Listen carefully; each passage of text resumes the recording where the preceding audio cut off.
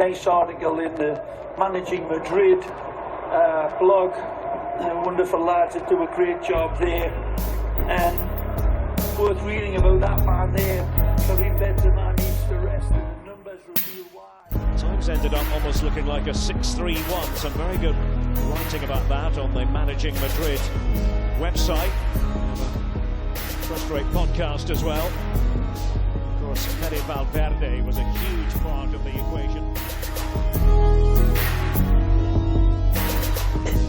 Hello and welcome to a Monday edition of the Managing Madrid Podcast. I'm your host, Kiyan Sobhani. I'm joined as always on Mondays joined by Lucas Navarrete. By, no? I don't know why that all of a sudden my brain just melted trying to figure out what word, but Lucas Navarrete is here. This is what Real Madrid does to me, man. This is just, my brain just stops working after yesterday. So I'm really excited to talk to Lucas because Lucas, I'm always excited to talk to Lucas. I think also the day after the game is fun because I see Lucas's tweets, but I don't get to interpret the tone. I don't get to see what he's actually talking about and what he's saying. I missed your Twitch stream last night. I hope it went well. Lucas, does a game still make you angry? You cooled down a little bit?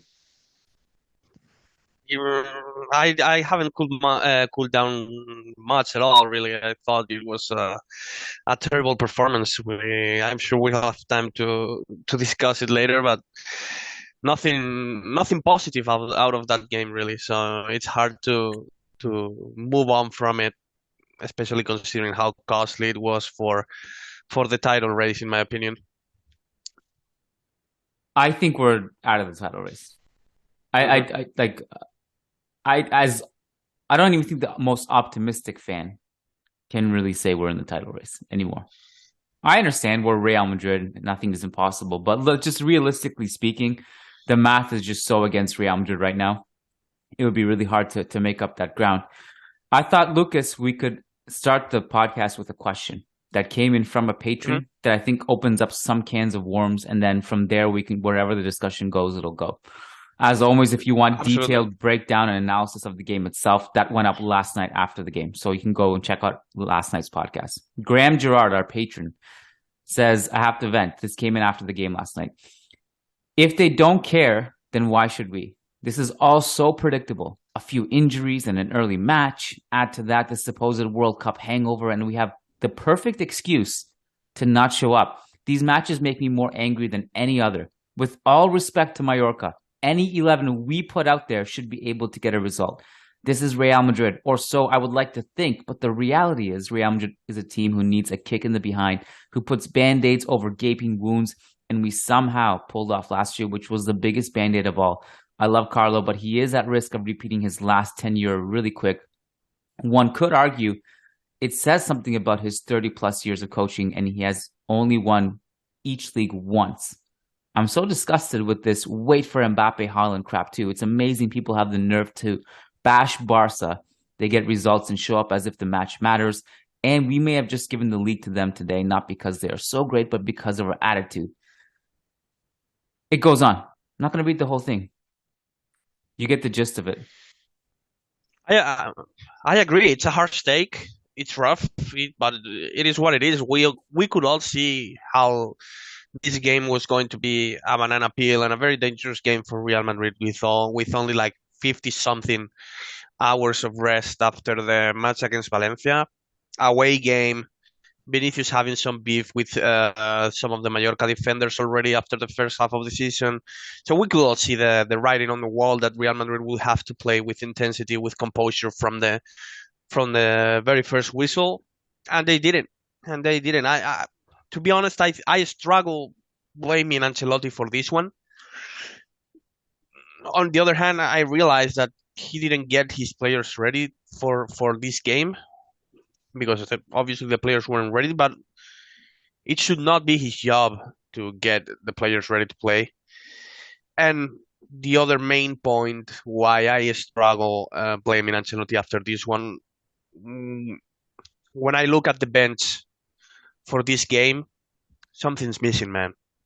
It's just an embarrassing bench. I realize that some players are hurt, some players are out, but when you're forced and required to play Mariano 20-25 minutes and to rescue La Liga for you, something's missing there. Someone hasn't done his job right during the summer if Ancelotti is required to play Mariano for 20-25 minutes and to pretty much rescue Real Madrid's title chances away from the Bernabeu.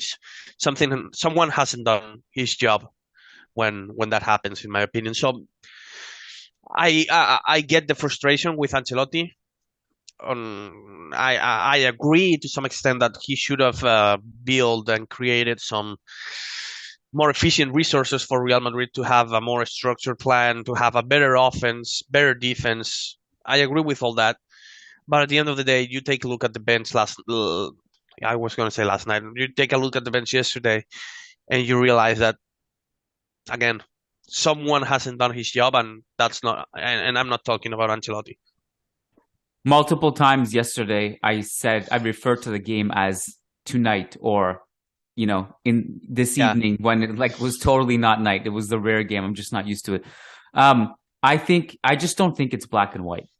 I think there's blame to go around for everybody. And I don't think it's I'm not going to pinpoint and say it's that person's fault. Or you see a lot of Jose Angel Sanchez is the reason we're in this position, or Florentino Perez, or Carlo Ancelotti's fault, or Vinicius' fault, Mariano's fault. I think if you look at what has been gone wrong, the fall really, and I'll use the word fall loosely, because fall for Real Madrid really means a bad season or a couple bad seasons. The cycle will come back.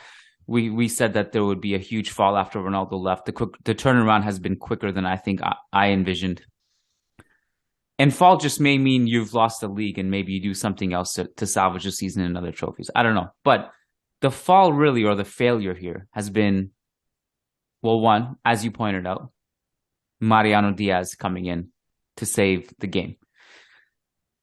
We spoke about this, that in years past, we've gotten away with not having a backup striker, in part because Benzema didn't have to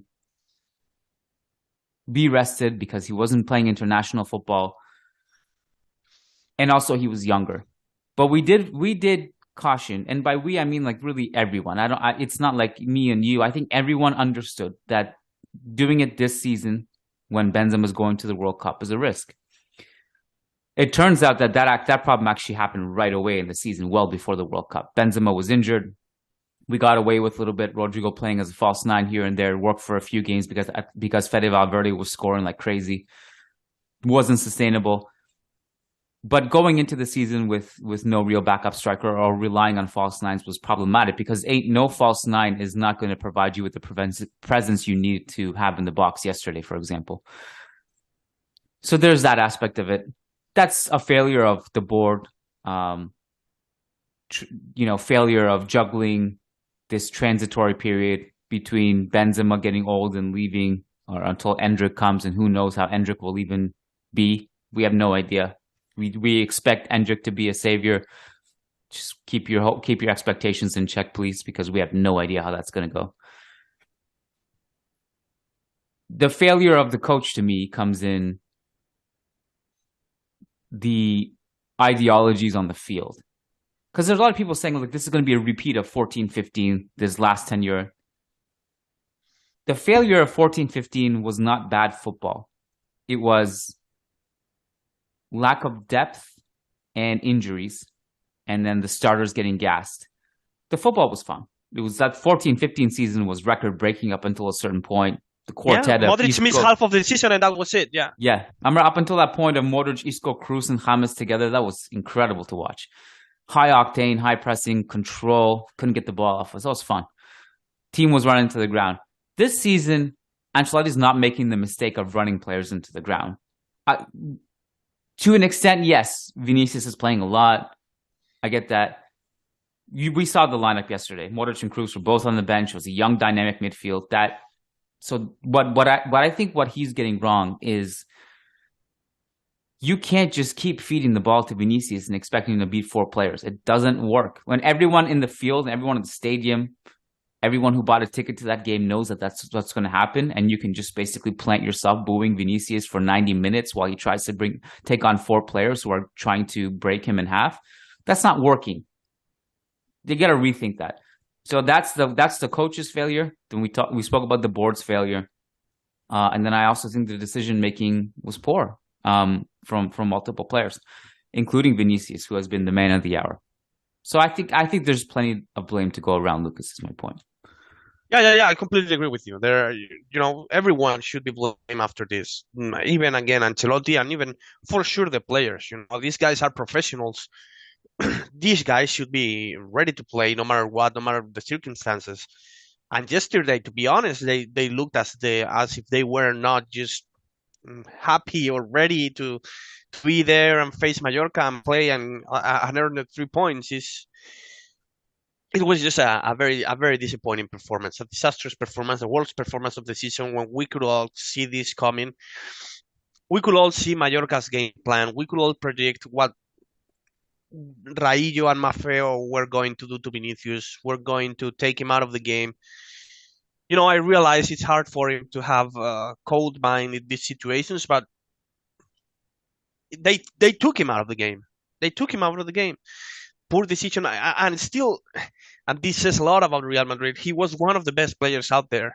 Even though the fact that Raillo and Maffeo took Vinicius out of the game with all their antics and all that, Vinicius was still one of the main positives, if not the only, really, of the entire team. But again, to me, this is all.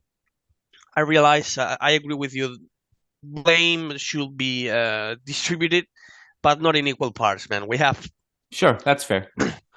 Again, look, the board has failed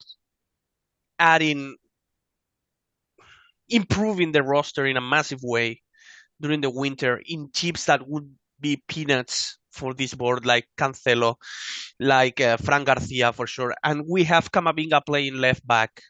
And it looks like we're going to have Camavinga playing left back for the next 2 months, unless Ancelotti decides to play Alaba there. But it's a massive waste of Camavinga's talent. We've talked about this in the past. Even as good as he's been in that particular spot, I don't know if that's sustainable against that elite team like Real Madrid are going to be facing. We haven't exactly. We just don't know if he's going to keep this up against quality elite opposition like Real Madrid are going to be facing in the next 2 months, like Liverpool and Barca.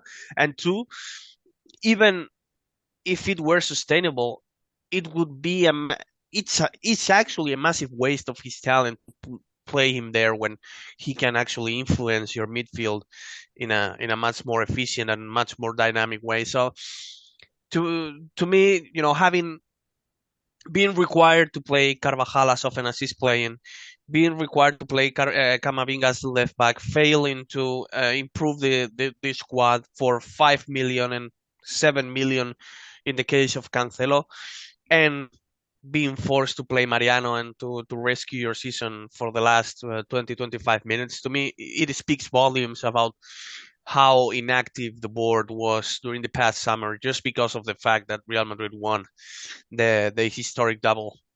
It was, we've talked about this in the past over the last few months. This complacency after the success of last season is something is going to cost Real Madrid this year, no matter what. To talk about the board's failure a little bit more, there's a part in Graham's question that brings up a point that I brought up many times in the past couple of years as we struggle to beat many La Liga teams over the course of a season, and it's the reason why our league titles are not as high as they should be. When Graham says, I am disgusted with this idea of waiting for Mbappe and Haaland, and also just the fact that we should be beating Mallorca with whatever 11 we have on the field. I remember 2 years ago even, we were dropping points against everyone, Cadiz and Leganes, whoever. And we were failing to even score goals or even register meaningful shots against these teams. And everyone would say, those teams would actually beat us, by the way. It wasn't just that we were drawing. And everyone would say, if only we had Mbappe. None of these teams that are beating Real Madrid have Mbappe. And in fact, they don't have anyone who's even good enough to crack the entire Real Madrid squad in most cases. I don't think you can use that as an excuse. I really don't.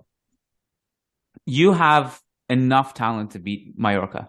Again, I'm not saying you have to win every game because you don't have to be cyborgs or anything, but you've already dropped so many points this season. It's not even about just doing this one time. You just have to do it enough times to win the league, or at least come close to it, because right now you're not even really coming close to it. So you got to figure out from a tactical perspective how to come up with better ways to increase your chance of winning that do not require having Mbappe and Haaland on the field, because 99.9999% of teams who win a lot don't have these players. That's one.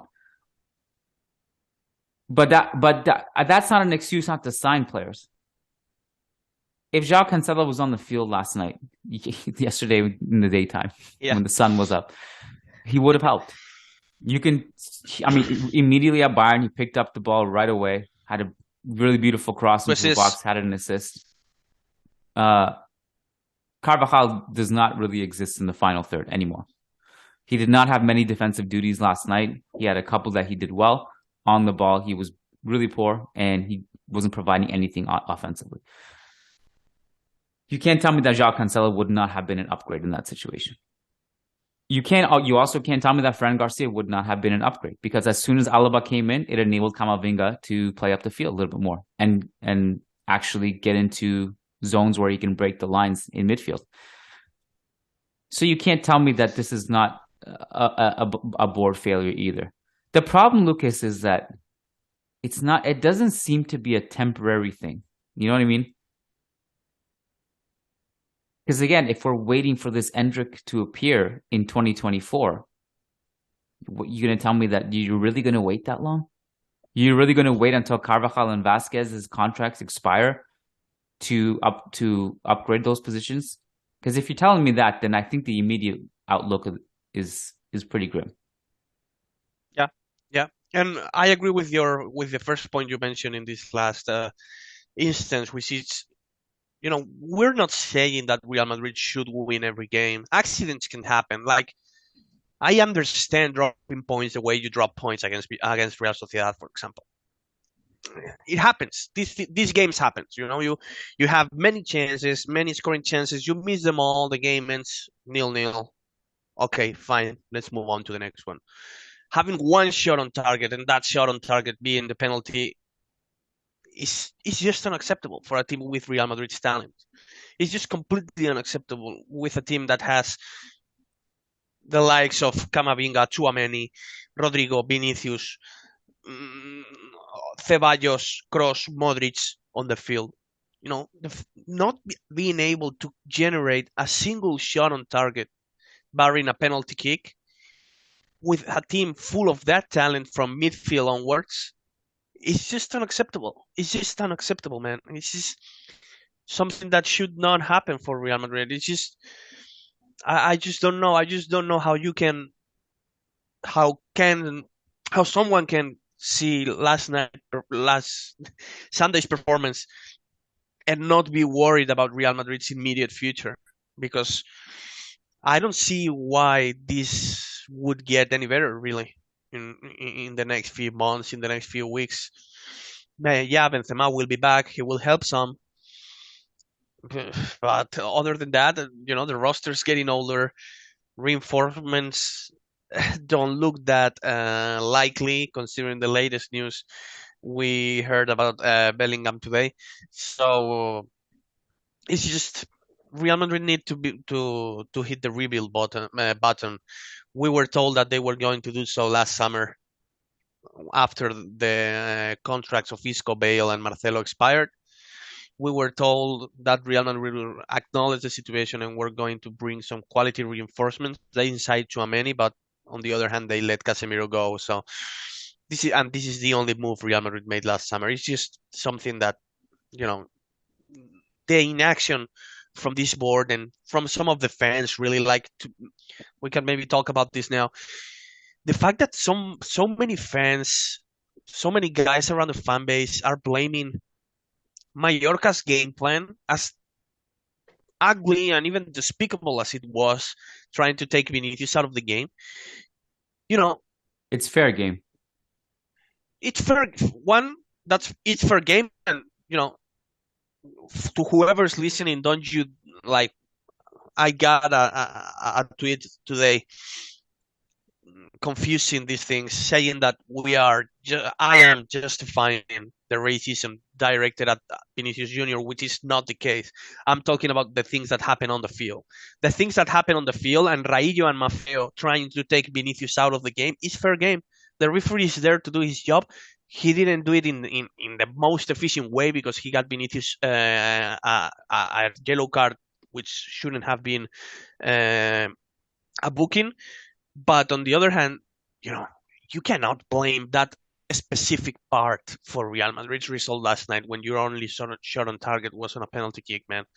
You just cannot. You need to look at the bigger picture here and stop looking at the number of fouls Mallorca did on Barcelona when Barcelona visited Son Mois, man. I saw some laughable tweets saying that Mallorca only fouled Barcelona 9 times when they faced them, and they fouled Real Madrid 30 times. So what? I mean, what's the point? What's the point? Oh, there's a conspiracy theory that they're letting Barcelona win and they're fighting hard against Real Madrid and all that. Are we really going to go there? Are we really not going to have some self-criticism and realize that Real Madrid are not doing things properly? If something like what happened Sunday actually happens, is something that it baffles me, man, seeing how complacent the board and some fans are with the current state of affairs in the team. We have to, the things we can control, we have to do better. The things, look, and by the way, I think it's going to get worse. We complain about Mallorca. Like, Mallorca were organized. All those challenges, they're borderline, maybe it can be punished more. I'm not going to disagree with that. The ref should protect players better. Fine. Yeah, I actually, I'm a flag bearer of that. But these are also tactical fouls.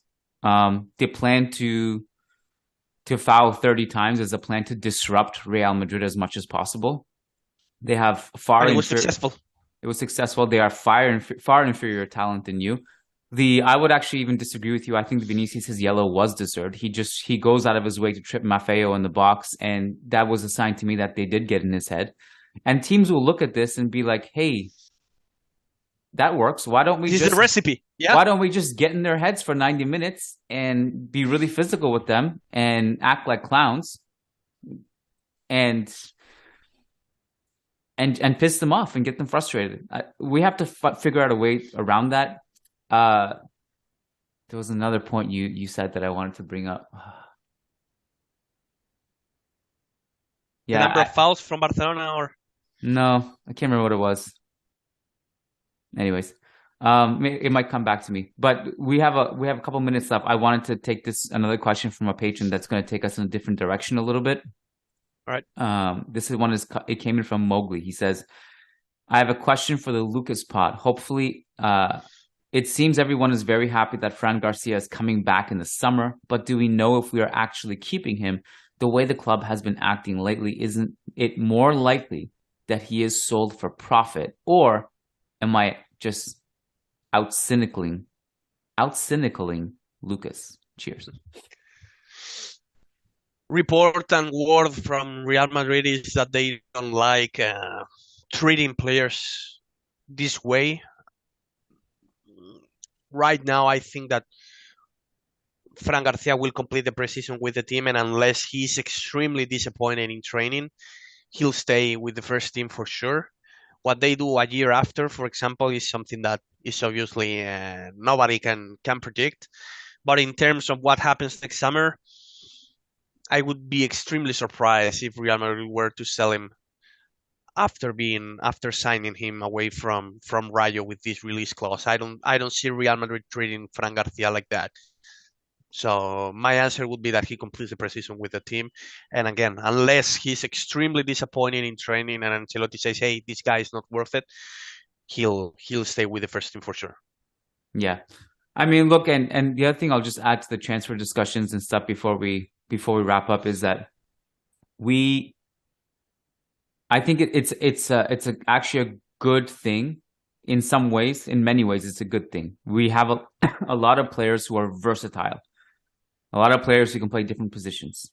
Midfielders who can play different positions. Forwards who can play in different positions. But in some level, when you rely on that so much, I think it actually becomes a bit of a crutch. Because our answer to this has always been, oh, well, if we just have these guys who can play wing back, Militao, we can put Camavinga there, we can put Lucas Vazquez. Don't sign any right back, we can play Nacho, yeah. Well, Nacho and so many others. Rudiger himself isn't playing wing back.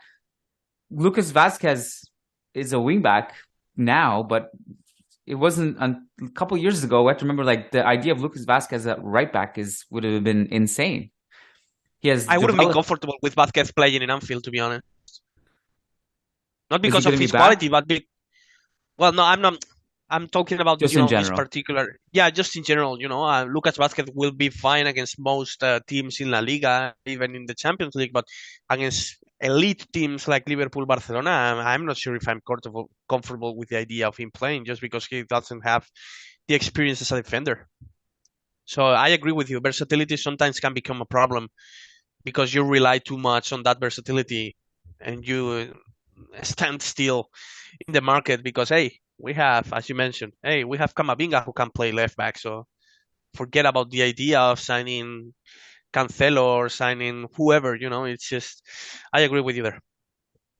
We got to go, Lucas. This was fun. Good chatting with you. For our listeners, just a quick housekeeping. Tomorrow on our Discord channel, I'm going to be doing, and I wanted to talk to you about this off air. I forgot, Lucas, but we're doing a audio podcast. It's kind of like Twitter Spaces. You can join a room there in our Discord channel, and you can actually ask us questions by unmuting your microphone.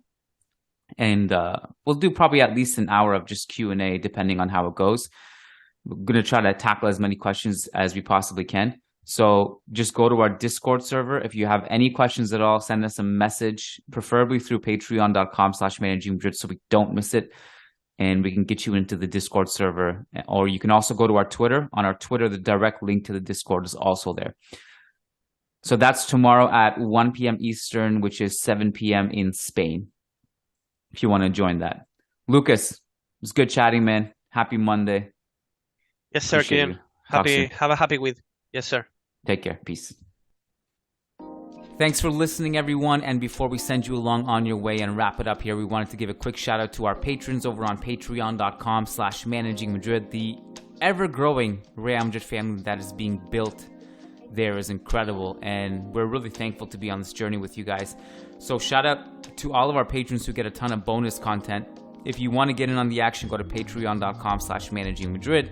And a specific shout out to these $10 plus patrons, because if you pledge $10 or more, not only do you get guaranteed responses to your questions, but you also get a specific shout out on the podcast. So shout out to these $10 patrons as follows: Brandon Alvarez, Willie Reed, Will Sousa, Way Pairing, Tobias Arroyo Botcher, Taleb Salhab, Tahmid Kalam, Sujai Wani, Sumanchu Singh, Sheikh Hatiri, Shamil, Shabazz Sharapov, Sergio Arispe, Santos Solorzano, Samuli Justin, Samer Z, Said Mahad, Sai Mohan, Sasi Kumar, Rodrigo Balmaceda, Rishi D, Phoenix, Peter Powell, Paulo Fierro, Patrick Odayafadi,